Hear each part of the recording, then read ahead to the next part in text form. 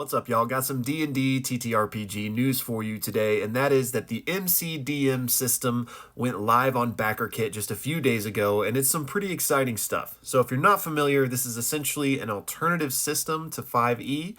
It picked up a lot of traction in Steam during the whole OGL debacle, and Matthew Colville is actually one of the main figures behind this system, and if you're not familiar with him, definitely check him out. Has some amazing YouTube series to help fledgling DMs. I couldn't recommend him enough.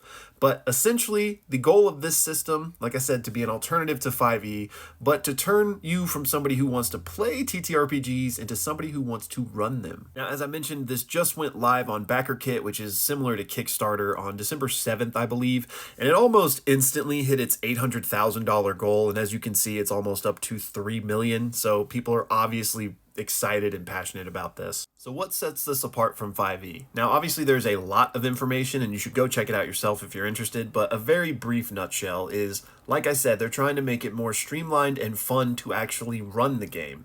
They're just trying to make it easier and, more approachable in general. And they say that basically any adventure or story you're running in your current RPG, you can do it in this game just in a more straightforward and fun way, unburdened by the sacred cows from the 1970s. They go on to explicitly mention that what the game is not about dungeon crawling. Now, that's not to say that you can't have cool dungeons in your adventure, obviously. It's just not worried about tracking torches, rations, or running out of light. They're trying to get rid of those things that a lot of players find tedious. Instead, they say, by focusing on the core fantasy of epic heroes fighting monsters and tyranny, we think we can deliver a better experience for your friends at the table. Now, you might be saying, these are all wonderful design philosophies, but what are the actual differences that they're going to be to achieve this? Well, one is that they're trying to make combat more streamlined and fun, and they're doing that in a number of ways, but one of which is they are removing attack rolls.